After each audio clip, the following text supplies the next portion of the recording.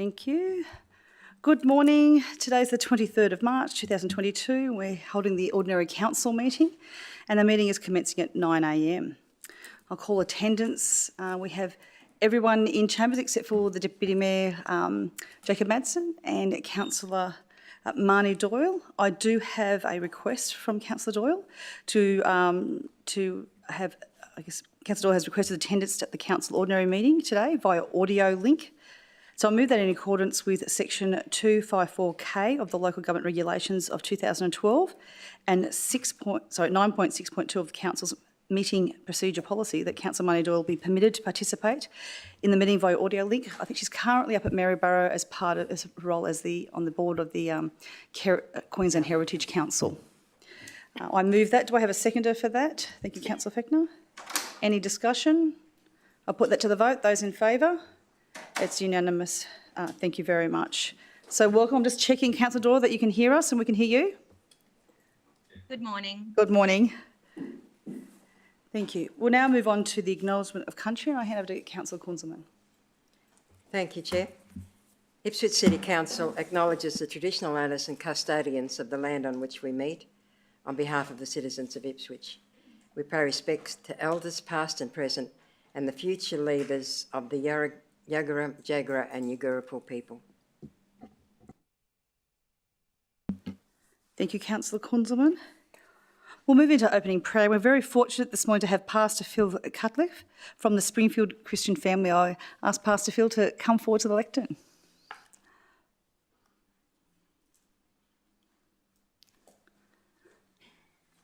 Thank you, Pastor Phil. Good morning. It's an honour to be here this morning. I'm Phil Cutcliffe. I'm from the Springfield Christian Family Churches, which is out at Springfield, and also part of the Westside Community Care. And our heart really is to let everybody know, everybody should know that they're valued and important and not alone, and that everyone can then be that person for someone else as well. Let's pray. Heavenly Father, we thank you for this great city of Ipswich that we belong to. And we thank you for our elected representatives, and we thank you for our Mayor, Teresa Harding, and our Division 1 councillors, Sheila Ireland and Jacob Madsen, and Division 2 Councillor Nicole Jonick, and Councillor Paul Tully. For Division 3, Marnie Doyle, and Councillor Andrew Fechner, and Kate Kutzelman, and Russell Mulligan in Division 4. We thank you for these ones, and I thank you for the way that they've given up themselves to serve our community. We ask your blessing over them, and ask your blessing on their families too, who also surrender a lot to allow their partners to serve. And I just ask for your healing hand on the families, especially those that are struggling at the moment, and pray in particular for Paul's wife, Lisa. We just ask for your mercy and blessing on her health. But yeah, bless each one and their families, their bodies, their souls and their spirits. And we thank you for all the members, all the people in each electorate, for those residents. We just ask your favour on them. I know there's a particular resident, there's lots of residents that are struggling at the moment, and we look to you for those that are struggling, and just ask for wisdom, your power and your love for each of the councillors and the council officers, all the workers, all the people who work for council, to receive, all the favour that they need to be able to pass that favour back out to the people, to those who are residents and those who are looking to be residents as well. And we ask these and thank you for these answers to these prayers in Jesus' name. Amen. Amen. Thank you, Pastor Phil.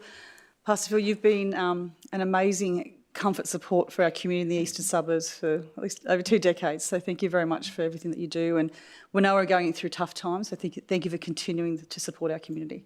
Thank you very much. Deputy Mayor here. Thank you.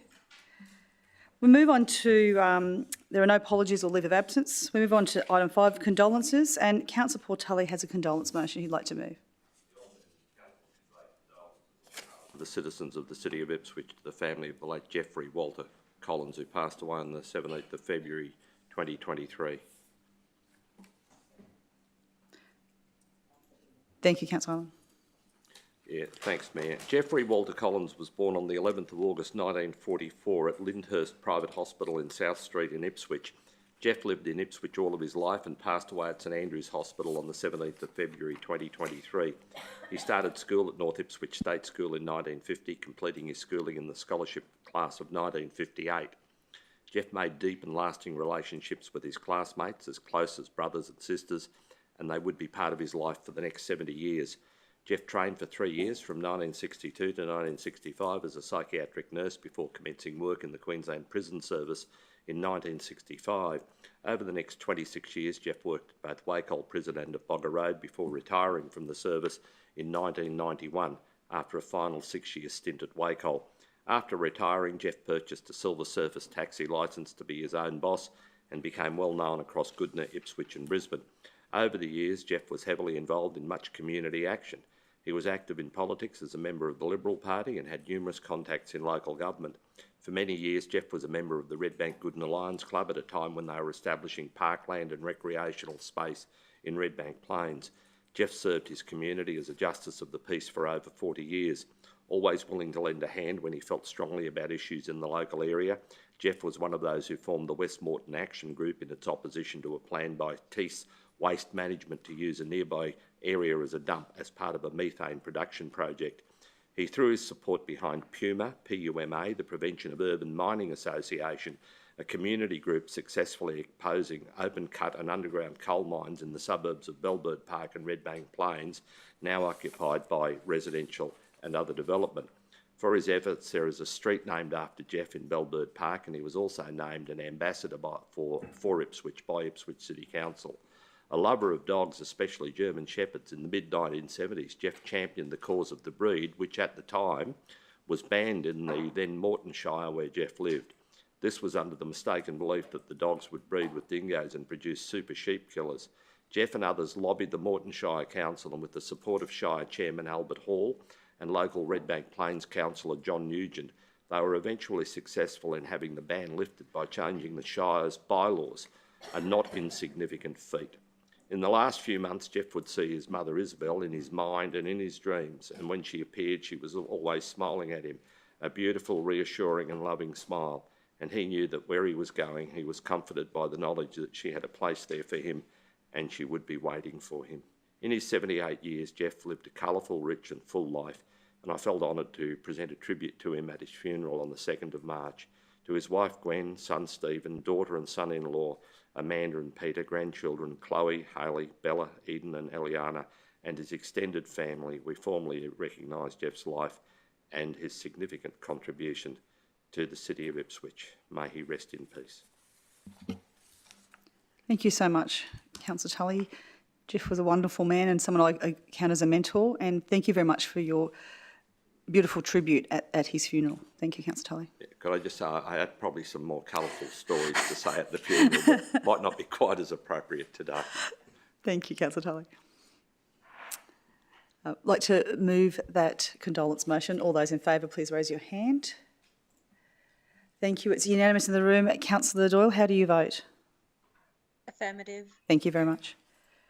Move on to item 6, which are tributes. We have none. Item 7, presentation of petitions. There are none. 8, presentations and deputations. There are none. 9, public participation. There is none. And 10, matters of public interest. There are none. We'll move on to declarations of interest in the matters on the agenda. And I do note here, I have a note from the Secretariat that Councillor Johnny did declare a conflict of interest with the GIW. And I've got a note here that there's no requirement for her to declare this again. Is that correct? Yep. That was under delegation. Thank you. So I'll now open up for any other declarations of interest on the matters on the agenda.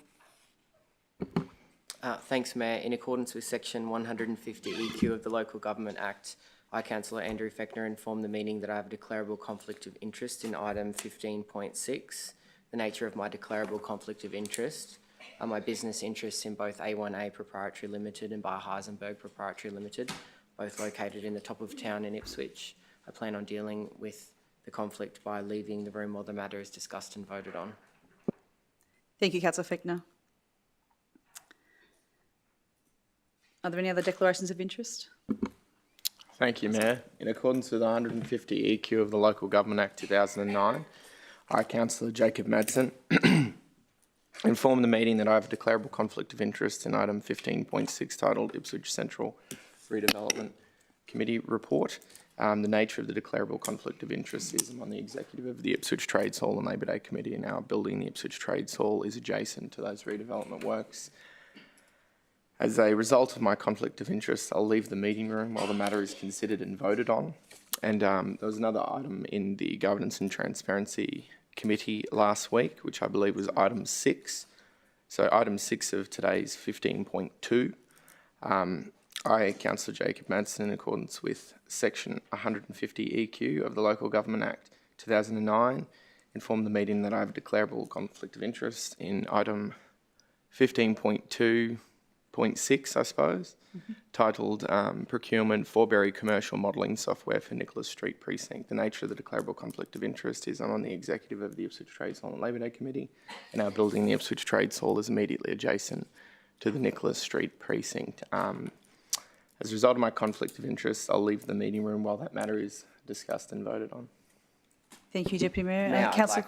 I'd like my conflict to reflect the same item as Councillor Madsen. Thank you, Councillor Fechner. Councillor Kunzelman. Thank you, Chair. In accordance with section 150 EQ of the Local Government Act 2009, I, Councillor Kate Kunzelman, inform the meeting that I have a declarable conflict of interest in item 14.1 titled 150th Ipswich Show Signature Partner Proposal. The nature of the declarable conflict of interest is that I am an ordinary member of the Show Society. I invite the other councillors to determine if I can continue to participate in the decision process. Thank you. Councillor Kunzelman, I know I asked these questions when it came to the committee, but are you an office bearer of the Ipswich Show Society? No, I am not. Okay. Do you have any personal financial benefits? No, To the there matter? would be no benefit to me in this proposal. Are there any other questions of Councillor Kunzelman? No? In that case, I move that Councillor Kate Kunzelman participates and votes on item 14.1 entitled 150th Ipswich Show, a signature partner proposal, because there's no personal financial benefit to her, and therefore a reasonable person would trust that the final decision is made in the public interest. Do I have a seconder for that? Thank you, Councillor Ireland. Any discussion? I'll put that to the vote. Those in favour, please raise your hand. It's unanimous in the room, noting Councillor Kunzelman hasn't voted. Councillor Doyle, how do you vote? Affirmative. Thank you.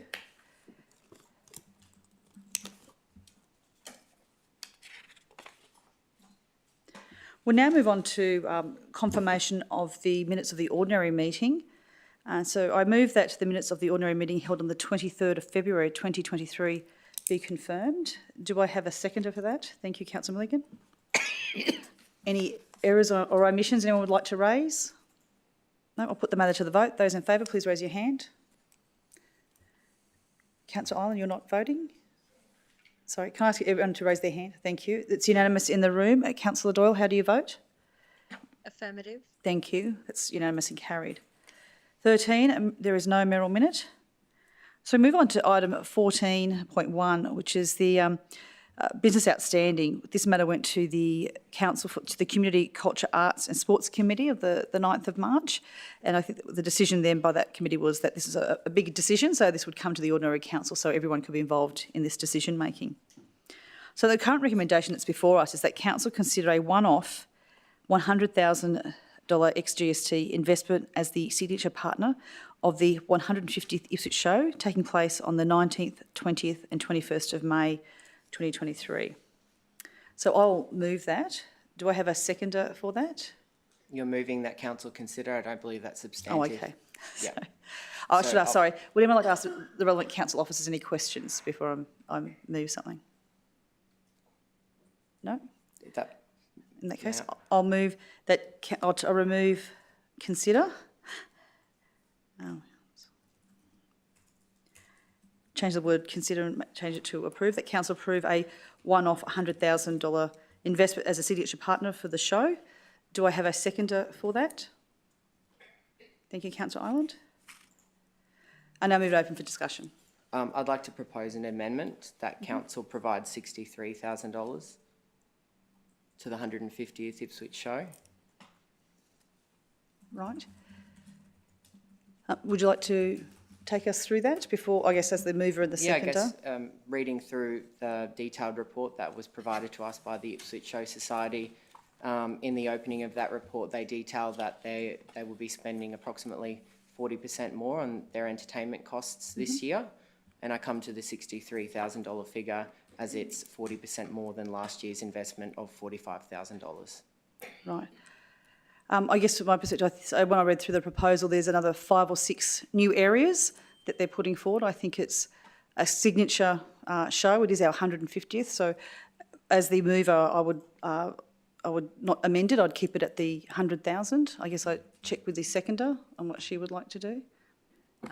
Mayor, most of the councils will be aware that we've had a few days down in Canberra, and a lot of the ministers that we spoke to aren't aware of the projects that we're lobbying for, and a lot of them have agreed in principle with the show president that they would like to support the Prime Minister when he comes to Ipswich, so I will support the 100,000. Okay. Thank you, Councillor Ireland. So the motion before us is the one that's before you now, that it's 100,000. I'll open up for further discussion. Councillor Yes. Ireland, if I may further context to the discussions that were had. You mentioned the Prime Minister. The Prime Minister is open. Publicly announced yet. Oh, okay, sorry. So it sounds like we have a range of dignitaries that will be coming because it is quite a signature event for our city. Okay. We'll find out how many people watch this. Councillor Joddick I think Councillor Joddick's got her microphone on. Just through you, Chair, Yeah. as part of the discussion, I think that an investment of 100,000 would be fantastic, but quite ambitious of us. And I think that Councillor Fechner's calculation of 63 is still a really substantial investment in the show, and that holds weight, that it is, very civically important. 150 years is nothing to ignore, and 63,000 as an investment from council is substantial as well. I note that prior to COVID, our investment was obviously smaller than what it has been in the last 2 years. So, yeah, I would support the calculation of the 63,000 to contribute to the show. Thank you. I think Councillor Million. Thank you, Mayor. I acknowledge Councillor Fechner's good mathematical calculation on that figure, so that can't be argued, I believe. In terms of council supporting community organisations, we have 3 shows across the city, including Rosewood and Marburg, and as a council elected to represent all of the city, I would individually, personally, love to be able to assist with whatever is asked. However, with consideration to our current budget, and we must make decisions based on reason for what we do.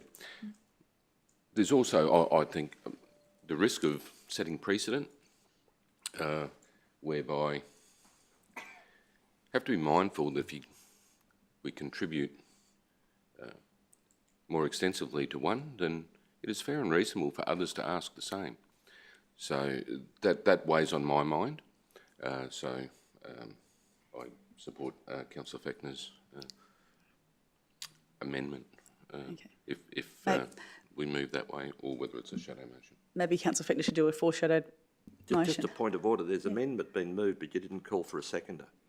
Oh, yes, so myself, Councillor. No, the seconder to the amendment, the proposed No, amendment. yes, there was. So I checked with myself, and the mover and the seconder, we did not agree. Yeah, but Yeah, and that's to enable Yes. that amendment to be automatically incorporated, but I'm Yep. talking about to enable the Amendment. amendment to be debated, we need a seconder. Yeah, my apologies. Do I have a seconder to councillor Fechner's? So I think Councillor had a hand up first.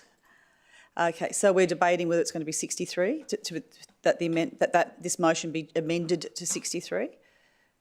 I guess I speak against it. I believe that this is a signature. The Ipswich show is hitting 150 years. It's a tremendous event. We've heard, obviously, there's a variety of dignitaries that will be attending.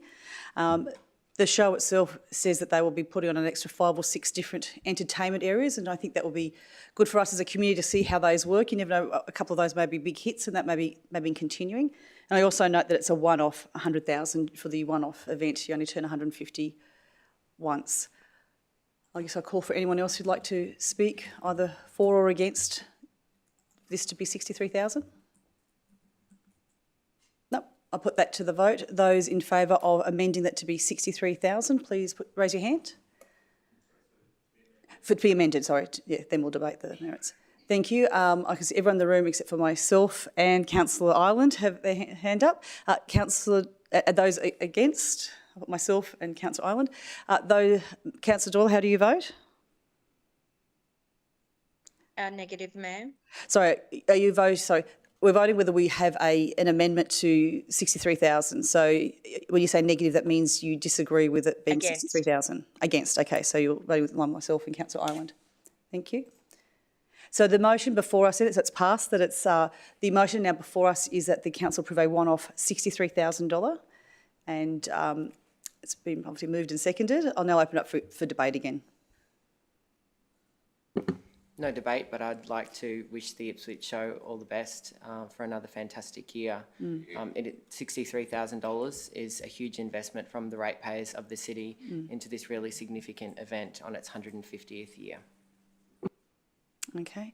Any other discussion? Absolutely, yeah. So 63,000 from council and from ratepayers is quite a significant contribution. We have a lot of events across the city that we try to support, and they do amazing things right across our LGA. So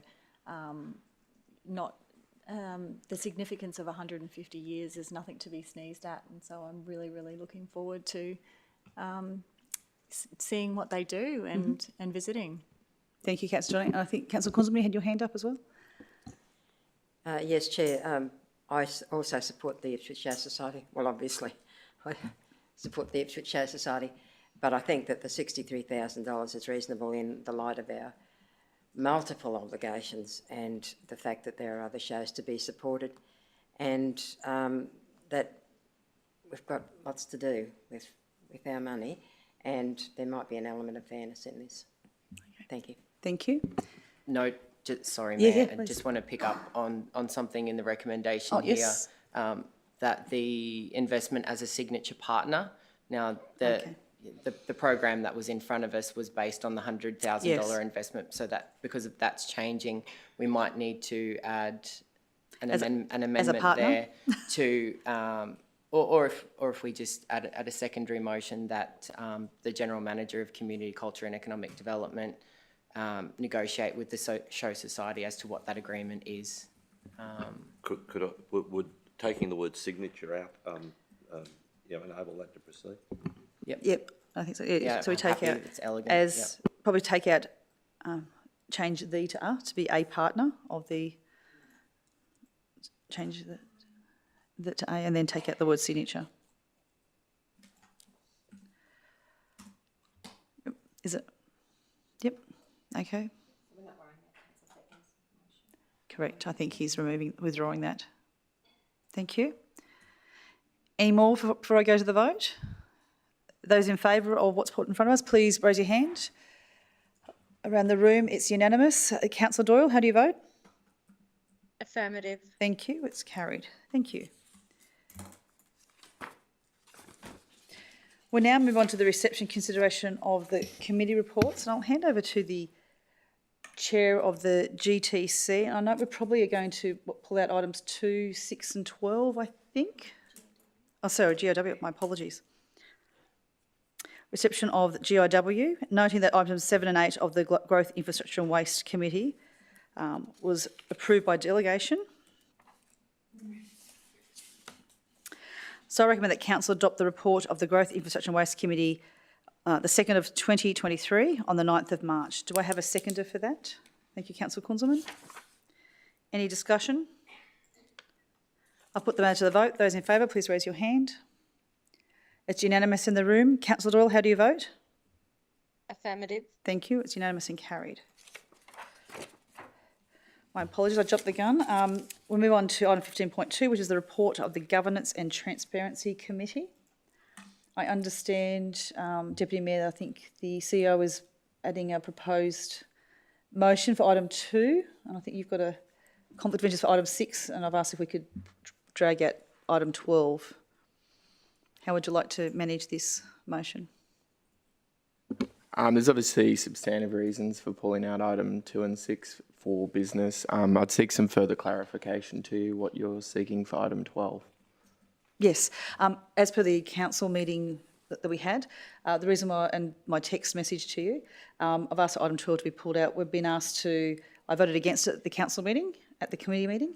I don't have visibility of the 649 lots to see them, so if I'm being asked to exercise a delegation, I'd like to see it. So I understand it's be a time-consuming thing for council to pull out, so I'll not vote for it. So I'm asking for it to be pulled out so I cannot. If you'd purely like your objection to be recorded, I'm Yes. happy to facilitate that. Thank you very much, Deputy Mayor. So with this report, how would you like to proceed, Deputy Mayor?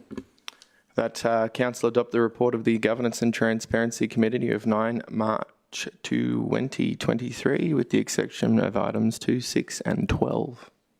Thank you. Do I have a seconder for that? Thank you, Councillor Milligan. Any discussion? No? I'll put the matter to the vote. Those in favour, please raise your hand. Thank you. It's unanimous in the room. Councillor Doyle, how do you vote? Affirmative. Thank you. It's unanimous and carried. We'll go to item 12, which is the proposed organisational restructure. I think the CEO did send through the wording, a proposed wording to change one of the departments. I'll hand over to you, CEO, on what that was. Thank you, Chair. Thank you, Mayor. And apologies for bringing this forward in this way. We have been continuing to engage with and consult and take feedback in relation to the proposed department structure from staff, and through that consultation process there has been feedback in terms of the proposed name of Infrastructure and Field Services Department for what is currently known as the Infrastructure and Environment Department. So I would be grateful and seek to recommend that an additional recommendation is included for consideration, which is that Council approve the Infrastructure and Environment Department be renamed Asset and Infrastructure Services Department. This is, the feedback from staff was that it was felt that the inclusion of field services didn't adequately represent a significant proportion of work performed by the department. So after receiving and considering that feedback and looking at alternatives, as I mentioned, the recommendation is to proceed with Asset and Infrastructure Services. A great majority of the work completed by one of our largest branches in that department, largest branches in the entire council, is the Works and Field Services branch, and a great majority of that work is on maintaining Ipswich's assets. So it is felt that very well represents the work of that branch and a significant proportion of the department. We also recommend that, given Council's strong focus on assets through the entire asset management life cycle, that it is important and symbolic to have a strong focus on asset services in the name of the department. Hence, we make this recommendation to you. Thank you. Thank you. So this has come back as a result of the feedback and consultation with staff? Yes. Has it been run by the unions? There's no requirement to run it past the union, so no, we haven't done that. Okay. Okay, thank you. So I guess we move motions A, B and C. Do I have a seconder for that? Thank you, Councillor Johnick. I'll open that up for discussion. No discussion? Oh, sorry, Councillor Donny. Yeah, so I understand that it needs to be highlighted, I guess, in the department name, the great work that our field services do. Like, they do account for the vast majority of what we do here at council. We can see that, I guess, in the original name, but doesn't maybe translate very well to people that aren't as intimate, I guess, to council's operations as we are. So that can be understood. Thank you. Councillor Fickner. Yeah, I think the restructure is symbolic in many different ways, but the one that resonates most with me and probably with our political administration is the calling out of environment and sustainability. We've had an extremely tough time trying to get some good results when it comes to getting our waste operators out there into a compliant position and fighting for our residents when we knew that was the right thing to do and is important. But also the work that we need to do in that sustainability space. The country is essentially on fire, but we as an organisation and through the council adopting the sustainability strategy have committed to 50% carbon reductions by 2026. That's Ipswich City Council alone. So to bring it up, to highlight it, to focus on it, I think it is an amazing strategic choice by you, CEO, and I thank you for highlighting it because it is something that is very important to our political administration and important to our residents moving forward. It's got that, I guess, an air of intergenerational equity about it, and I don't believe that it's ever been called out as its own department here before, so I'm really proud that that will be happening. Thank you, Councillor Fickner. Any discussion? I guess myself agree that the importance that this council places on the Ipswich Waste Service, our environmental and sustainability, and also our emergency management teams, for them to be their own department, shows the importance that this council shows to those particular areas. So thank you. I think it's a real improvement. So I agree with you, Councillor Fickner. If there's no other discussion, I'll put that matter to the vote. Those in favour, please raise your hand. It's unanimous in the room. Councillor Doyle, how do you vote? Affirmative. Thank you. It's unanimous and carried. We'll move on to item 6 of the GTC agenda.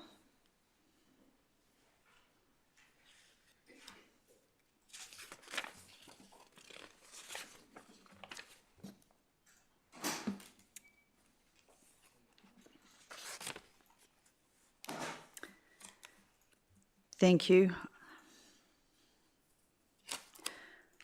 Item 6 is the procurement of Forbury commercial modelling software for Nicholas Street Precinct.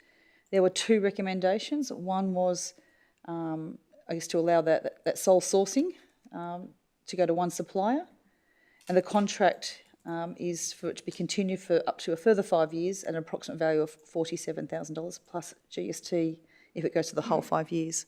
So I will move that. Do I have a seconder for that? Thank you, Councillor Milligan. Any discussion on that? No? I put the matter to the vote. Those in favour, please raise your hand. It's unanimous in the room. Councillor Doyle, how do you vote? Affirmative. Thank you. It's unanimous and carried. Thank you.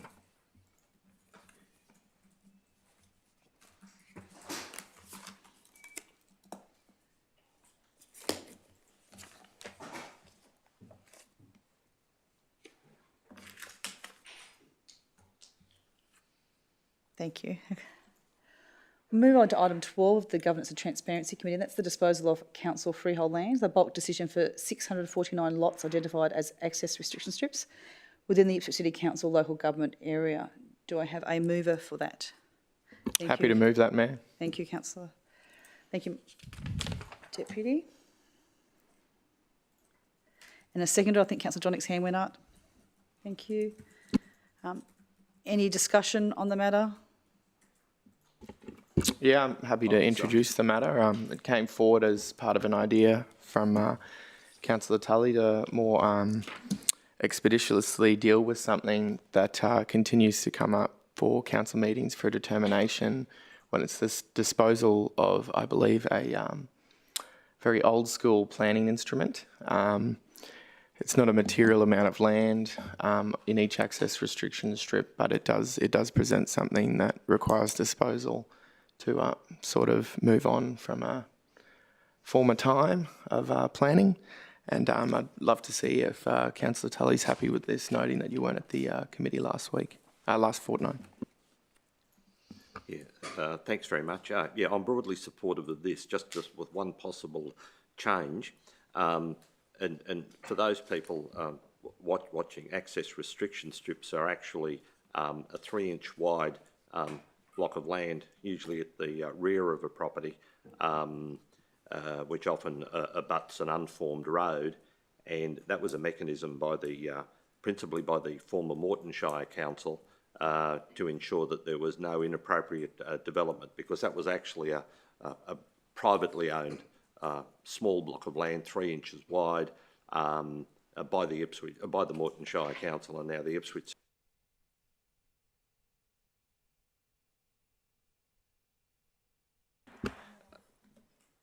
Do I have to start again? It just turned off. Oh, it turned. Yeah. Okay. Oh, okay. It didn't just turn. It just turned off. It didn't. Okay. Yeah. It's this situation that this can be, as the owner of that private access restriction strip, that has been used in the past to ensure that a particular development doesn't occur. It might be quite inappropriate given the circumstances, lack of services and facilities.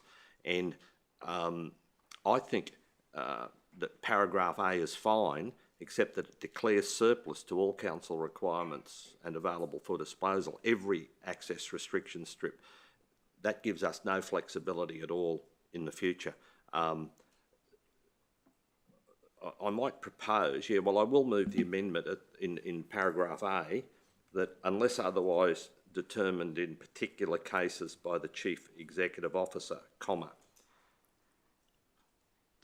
So in those rare cases where we want to exercise our power as the owner, not in relation to a town planning application, but as the owner, to give us the control in situations. And I know certainly in the eastern suburbs around Camira, Belburn Park, Redbank Plains in particular, there are many of these access restriction strips which generally become road reserve. I just think that would give the opportunity for, in a particular case, rather than being bound by the strict wording of paragraph A, which I don't think gives us any flexibility at all. So I'll move that amendment. Thank you, Councillor Tully. I'll check with the mover of the motion, yes, and the seconder. Thank you. Thank you. I think that's a very elegant way to deal with it. Thank you, Councillor Tully. Any other Yeah, so I've just had some intimate dealings with these 3-inch wide access strips with some residents recently who have one behind their home on a road reserve. And I just want to speak to how difficult it would be to try and supply a map. These 3-inch parcels of land run the length of some of these road reserves, and they could be fragmented at times as well, depending. So it's quite complex, but necessary to modernise, I guess, how we operate in that property space. So yeah, it's good to see that these things are getting dealt with. Thank you. I guess for myself, noting that I do support a bulk decision. I think we had that discussion. My concern was I'm exercising a delegation. I don't see the maps. So, Councillor Tully, I quite like your suggestion. That way that not all the power is already gone, that we still have the CEO who's able to oversee that. So I'd support that, what you've put forward. Thank you. Any other discussion? I'll put the matter to the vote. Those in favour, please raise your hand. It's unanimous in the room. Councillor Doyle, how do you vote? Affirmative. Thank you very much. It's unanimous and carried.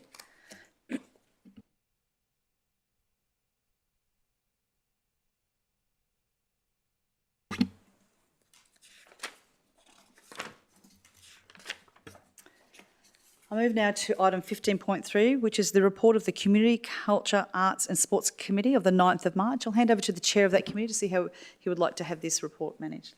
Thanks, Chair. I'd just like to move that Council adopt the report of the Community, Culture, Arts and Sports Committee. Thank you.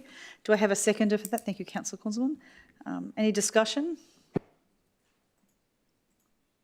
No? No, thank you. I'll put the matter to the vote. Those in favour, please raise your hand. Thank you. It's unanimous in the room. Councillor Doyle, how do you vote?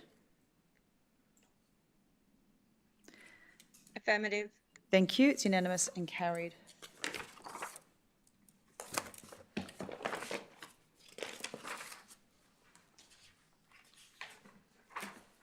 We'll now move to item 15.4, which is the report of the Economic and Industry Development Committee of the 9th of March 2023. I'll hand over to the chair of that committee to see how she would like to have that report managed. Thank you, Mayor. I would just like to move the recommendations of the committee and just highlight that in that committee we've seen the agenda for planes, trains and autos, which keeps getting better and better every year. Our events team are amazing because they always seem to include fast cars in the events for me, so thank you. And not only that, the Main Street Australia street show is coming on board. That's going to be really great for our small business community and just play another part in knowledge share. And so just wanted to highlight those two reports. Thank you. Thank you. Do I have a seconder for that? Thank you, Councillor Fechner. Any discussion on this? No? Thank you. I'll put the matter to the vote. Those in favour, please raise your hand. It's unanimous in the room. Councillor Doyle, how do you vote? Affirmative. Thank you. It's unanimous and carried.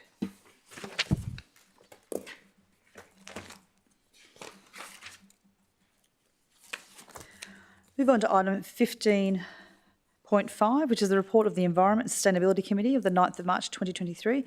I'll hand over the chair to see how he would like this report managed.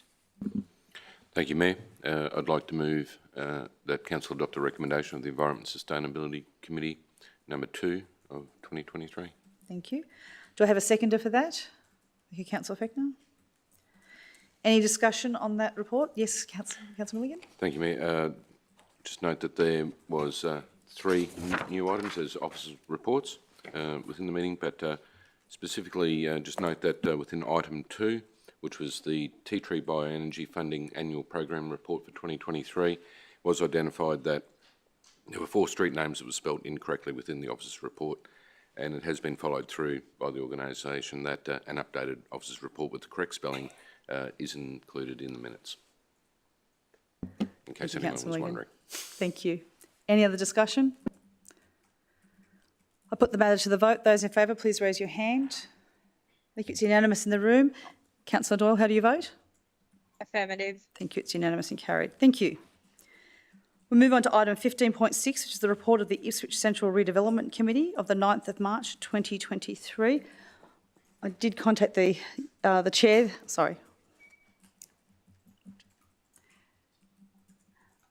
I did contact the chair this morning, asked if we could pull out item 2. So I'll hand over to you, Councillor Doyle, on how you'd like to manage the report. Thank you, Mayor. I move that Council adopt the report of the Ipswich Central Redevelopment Committee with the exception of item 2. Thank you. Do I have a seconder for that? Thank you, Councillor Johnick. Thank you. We'll open up for discussion.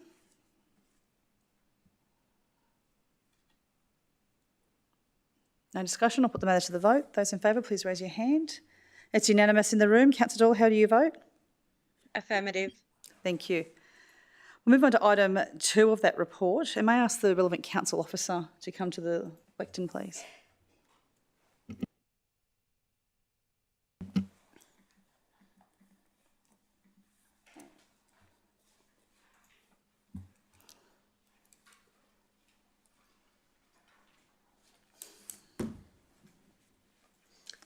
Thank you. Do you mind saying your name and your position? Good morning, Mayor, Chair, Councillors. My name is James Hepburn and I'm the Precinct Director for Nicholas Street. Thank you, Ms Hepburn. Just looking at the report here, on page 22 of 25, it's actually the last paragraph on the venue. It says that latent conditions with the Hoyts demolition zone have resulted in a review and quotation of additional scope. But later on it talks about we've always been told the completion will be December, and I can see here that the trade date might be pushed into 2024 and as late as Easter. Do you mind giving us a bit of an understanding of where we're at with the completion date? Yes, of course. We're dealing with quite a complex construction site. The building that we call Venue came to life in the 70s and has been cut and carved for different uses over those years. We know it's gone from a department store into a cinema, into a Harvey Norman, and slowly but surely, as we peel back, as what our project managers affectionately call the onion, we start to find different layers of latent defects underneath. Those defects have provided some delays to our programme, and we've just been working through those design complexities to get a real settle on where we're at. We're still in the demolition phase, which means that until we've actually got through that, we have a real idea of when that end site can be landed upon. Our contractual status is that we're still aiming for a Christmas opening. However, as time goes by and as we uncover some of these problems, it may well be that that gets pushed to Easter next year, although it's at this very moment in time hard to say. But what I can add to that is that the demolition should well be finished in early April. Okay. So around about that time, we'll be able to sit down and put a real line of sight on when that date will be and aim for it and make it happen. Thank you. Yes, I did note that it was sort of still aiming for that Christmas opening, but there's that contingency for Easter. And unfortunately, that has to be with a construction site and a building like this. And I guess you're saying we'll know in another, a month or two? Yes, by the end of April, we'll be fully complete on the demolition process, so we'll know exactly where we stand. Okay. And I think it's important for us and our partners, Hoyts, and the rest of the leasing market, that along with the people of Ipswich, that we're able to come forwards and say, right, this is the date we're going to open and celebrate the city centre. Is there anything council can do to ensure a Christmas opening? Is there anything that we could do? Not at this stage, no. Okay. We need to let Hutchison Builders do what they do best, and get in there and complete the demolition and peel back that onion, as I said. And I assume it'll be up to Hoyts when they fit out people. Yeah, Hoyts have a contractual position with us to deliver within a time frame, and that does mean that they can make it for this year, but they can also fall into the following year, depending on the state of the building they're left to take upon. Okay. Thank you. I appreciate that. Thank you, Mr. Hepburn. That's quite right. Thank you. So are there any other questions of Mr. Hepburn? No. Okay, thank you.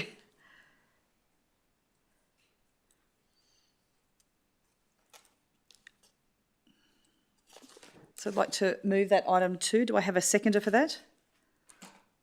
Thank you, Councillor. I'll second, Mayor. Oh, thank you, Councillor Doyle. Any discussion?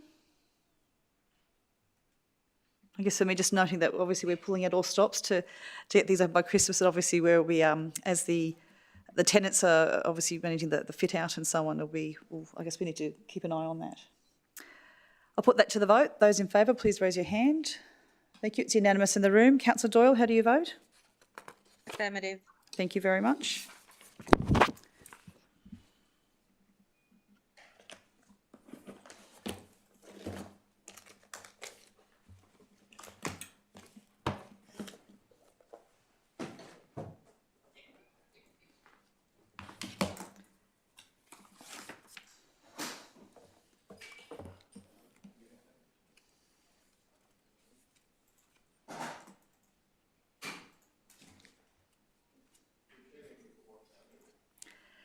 Thank you. We'll move on to item 16, which is the officers' reports. 16.1 is the CEO's organisational performance report for February 2023. Does anyone have any questions of the CEO, this report? No, in that case, I will move that the CEO's organisational performance report for the month of February 2023 be received and contents noted. Do I have a seconder for that? Thank you, Councillor Fechner. Any discussion? I just noticed, see on the flood recovery coordination, I see that we'll be opening up River Hart Parkland, I think at the end of this month, and we've got our community consultation on Colleges Crossing that has just opened up yesterday, and we're looking to opening up a partial part of that at the end of April as well. So thank you for that progress. Thank you, Matt. Any other discussion? Nope. I'll put the matter to the vote. Those in favour, please raise your hand. It's unanimous in the room. Councillor Doyle, how do you vote? Affirmative. Thank you very much. We move on to a really all the reports are important, but this is a very important matter. It's 6.2, which is the new local government infrastructure plan for 2024. Maya, ask the relevant council officer to come to the lectern, please.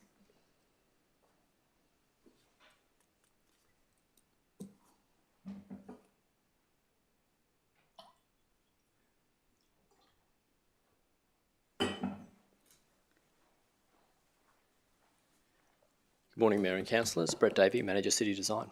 Thank you. Thank you, Mr Davey. Do you mind just outlining, I guess, in layman's terms, why our local government infrastructure plan is so important for our community? Of course. So with the new planning scheme, and any planning scheme, it is rather meaningless without having a plan to deliver the infrastructure necessary to serve the community. So the local government infrastructure plan is a outline of that infrastructure. So it's got a couple of components. The first one is we use the planning scheme to forecast our growth, and that's growth in population and numbers. We then use those figures to forecast the needs for transport network, for the open space network, and for land for future community facilities assets. And then we put all of that together and cost it up and work out how much we have to spend to service the community. Then we look at the revenue we're getting from development. So as you may likely be aware, each development pays a levy charge towards infrastructure at a set rate. We collect that funds to put into the infrastructure necessary identified in the LGIP. So the sum total of that is a document which outlines what our future plans are for trunk assets, so that's for major works through the city to service our growth, and how we fund that.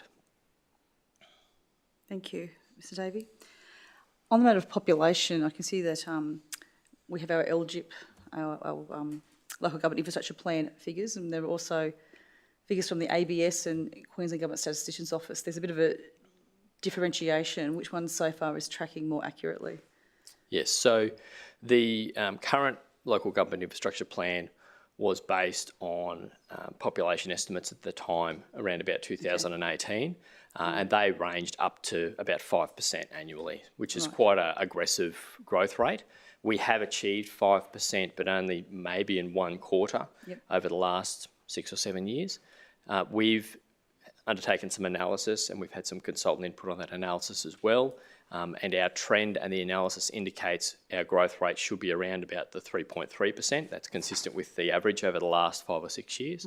The government published figures are 5%, as I stated. So with this particular LGIP, we are recommending to go for a slightly more conservative figure, so the 3.3%, which is what we believe is accurate. Now, what that means in practice is we aren't following the latest published trends from the state. I understand they will be publishing new figures soon, and that means we are forecasting slightly slower growth. Now, that doesn't change the ultimate, so ultimately we will still have a fairly significant number of people and a number of jobs moving into the city ultimately, but we will do that at a slower pace. And if things change, then we can keep a watching brief on that rate. Okay, thank you. And Mr David, when will the public be able to provide any feedback on this? So in terms of the process, if we endorse this document today, we will provide it to the state government for them to do a review. If they are satisfied that we have met the requirements of the legislation and the other guidance material, hopefully we'll get an endorsement. And once we get that endorsement, we'll go to consultation as soon as possible. I'm hopeful that we'll be able to do consultation on this in parallel with the planning scheme, so that could be in the next few months. Okay, thank you, Mr Davey. Are there any other questions of Mr Davey? Thanks, Mr Davey. Realising, and it's been discussed at nauseam in our planning scheme and LGIP catch-ups as councillor group, we currently have an LGIP that is completely divorced from reality. Noting your commentary around it being a static document, I guess my concern is that we're creating another one of these documents. So what are some of those mitigators we can employ to ensure that we don't end up where we were with our previous And I understand that we come into a completely different world here in 2023 where construction prices have increased by 30%, which has a significant impact on those LGIP numbers. But how can we make sure we have the most up-to-date information so that we can plan better for our city? Yeah, thank you. So with this particular LGIP, we have noted a significant increase in construction costs in some assets, 40 to 60% increases. So we've tried to compress the network and be more efficient where we can across the board. That has meant that the total cost of the network is roughly the same as the current one, $1.56 billion. Where we create an issue, I suppose, is the revenue and the slower growth rates with revenue. Now, that puts a challenge to us that there is a gap between what we're going to collect with revenue and what we need to spend. So it's critical for us to then, not sit and just let this document gather dust, so to speak, but to actually be a critical part of how we plan things moving forward.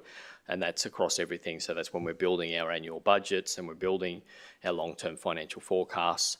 And we need to look overall at how we can be more efficient in our delivery of these assets and really all asset classes. And in terms of updating a document like an LGIP, what are some of those legislative barriers? If we were to make significant changes to the LGIP over time, does that mean we have to go through the process of a rebuild? Does it look like an amendment potentially? How do we ensure that that's up to date, but also noting those legislative frameworks that we operate in? Yeah, so the LGIP life is short. So you're redoing this exercise every 4 or 5 years anyway. In between, if there are major issues that arise, and say, for example, construction costs shift again or land values shift, then you can, of course, choose to do an amendment. So there is quite a bit of work depending upon the scale of amendment, but that type of discipline would be advisable to make sure that we understand the scale of the challenge we're dealing with and we adapt to changing circumstances. So, for example, if we had a drop in the delivery cost for transport infrastructure, we should reflect that in the system as soon as we can. Or if we had a massive injection of public transport funding, that might change the whole transport network. So we would need to do that modelling. Thank you. Any other questions, Mr. Davey? Thank you, Mr. Davey. Thank you.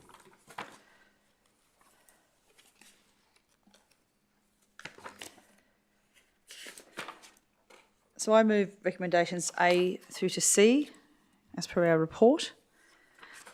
Do I have a seconder for that? Thank you, Councillor Tully. I now open up for discussion. Councillor Tully. Sorry. Oh, no, Councillor Donny.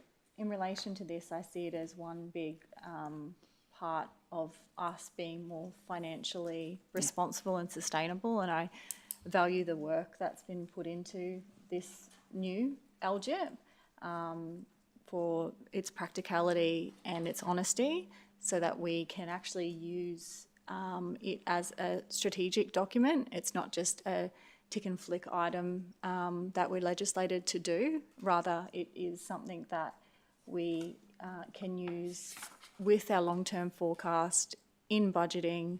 We can measure what we are constructing, what we're ticking off from the LGIP, and I think it makes me feel more comfortable when we are building budgets to know that we can lean back on something that is up to date and valued and is honest. So there's no massive balloon sitting at the end of it that we are not showing or talking about, and it can lead us to make better decisions here and now on what's important and not important, so that our prioritisation methodology with trunk and non-trunk infrastructure is in the front of our minds when all financial decisions are made. So I really value this journey forward. I know there's a lot of things that need to get updated and it's always forever changing.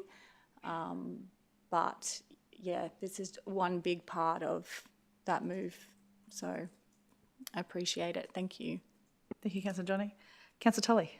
Yeah, thanks, Mayor. This is a 464-page report, an enormous report, but covering a wide range of issues for the future development of our city. I'll just make the comment that it now goes to the state government for the state interest review. prior to going out to public consultation later in the year. I think there would be maybe not many, but some people in our community who could put an eye over the detail contained in this report in the LGIP for 2024, because it is very important, and I always find that community feedback can be valuable. It needs, but it's often very valuable because when councillors, when officers are the ones putting documents of this nature together, it is possible that there are issues that need to be highlighted or included, and that will be the opportunity later in the year. I'm fully supportive of this. It's a very detailed report. I wouldn't suggest to anyone they start reading it before they go to sleep at night, because it would take many hours to go through it. But I think this will be one of the best LGIPs for all of Queensland. Agreed. Thank you, Councillor Tully. And I think, Councillor, if you also include the attachments under separate cover, attachments 2, 8 and 9, I think the page count's 1,246 for the two of them. I just want to, I guess, say to our residents that you'll see a list of confidential documents which looks at a lot of, whether it's from planning assumptions to an analysis of the industrial land and employment needs, a retail strategy update, demographic employment analysis, modelling, financial inputs, as well as obviously a land study evaluation. And in the end, I guess the product we're looking for is that transport network, the parks network and the land for community facilities, which is very much the end result. So thank you to the organisation, and also thank you to the councillors. We've been having those fortnightly briefings for a long, long time to get to this. So thank you very much for working together, for attending all those meetings and making sure that we have, as Councillor Dominic said, an LGIP that we can, we know is properly financially costed, and so we can proceed with confidence. For that, I'll put the matter to the vote. Those in favour, please raise your hand. It's unanimous in the room. Councillor Doyle, how do you vote? Affirmative. Thank you, Councillor Doyle. It's unanimous and carried. We'll move on to item 16.3, which is the monthly financial performance report for February 2023. Does anyone have any questions of the relevant council officer? No? Okay, I will move that the report on council's financial performance for the periods ending the 28th of February 2023, submitted in accordance with section 204 of the local government regulations, be considered and noted by council. Do I have a seconder for that? Thank you, Councillor Jonick. Any discussion? No? I'll put the matter to the vote. Those in favour, please raise your hand. Thank you. It's unanimous in the room. Councillor Doyle, how do you vote? Affirmative. Thank you, Councillor Doyle. Move on to item 16.4, which is the report on the Audit and Risk Management Committee. Would anyone like to ask the relevant council officer any questions on this? I'll move that the report of the Audit and Risk Management Committee of the 15th of February be received and contents noted, and the recommendations contained therein be adopted. Do I have a seconder for that? Thank you, Councillor Kunzelman. Any discussion? Yes, Councillor Johnny. Just a spell check on page 671 of our pack, 679. So Orion Lagoon is O-R-I-O-N, not E-N. Oh, what page is that on? So it's page 2 of 9 of the report, in the discussion item of item 2. Oh, yes. Orion, yes. So under item 2, discussion, non-disclosure notice for Orion Lagoon. So, yep, noted. Thank you very much. Good eagle eyes. Thank you, Councillor Johnny. Any other discussion? I'll put that to the vote. Those in favour, please raise your hand. Thank you. It's unanimous in the room. Councillor Doyle, how do you vote? Affirmative. Thank you very much. We move on to item 17, which is the notices of motion. We have a notice of motion on Ipswich Waste Services from Councillor Tully. So, Councillor Tully, I'll hand over to you to, I guess, you're moving the motion that's before us. And I'll formally move that. It's been published, so I don't need to read the detail again. And do I have a seconder for that? Thank you, Councillor Madsen. Okay, I'll hand over to the mover. Yeah, I'll be fairly brief in relation to this. This is a positive but a simple motion regarding Ipswich Waste. It sets a policy to support the current position that Ipswich Waste is a wholly owned entity within Ipswich City Council. It supports and protects Ipswich Waste, the workers of Ipswich Waste, the Ipswich City Council as a corporate entity, and the broader Ipswich community. And it's a key part of our community. Under different names. When I was first elected, it was simply part of the council's health department in those days. I know that many councils are envious that we operate and run our own service, and we're not beholden to a third party or a number of third parties. It's been a very good service that we provide, not only to the people of Ipswich, but this service is now provided contractually to the Somerset Regional Council, which I think is a real feather in the cap of Ipswich Waste, being able to broaden its horizons to service an adjoining local council area. This council, at the end of the day, if there was ever a situation of a proposed sale, that would have to come to a council meeting for the decision. So in my view, it's appropriate that we declare as councillors, which we're entitled to do, what our position is in relation to Ipswich Waste as a commercial entity within Ipswich City Council. In my view, it's the right model for a city of our size and for our community. And as we go into the future, our position can be stated unequivocally to the workers of Ipswich Waste and to our broader community that Ipswich Waste is not for sale, and they're the words in the motion itself. And I'd ask councillors to support the motion and support Ipswich Waste. Thank you, Councillor Tully. As a seconder, Councillor Major, do you wish to speak to it?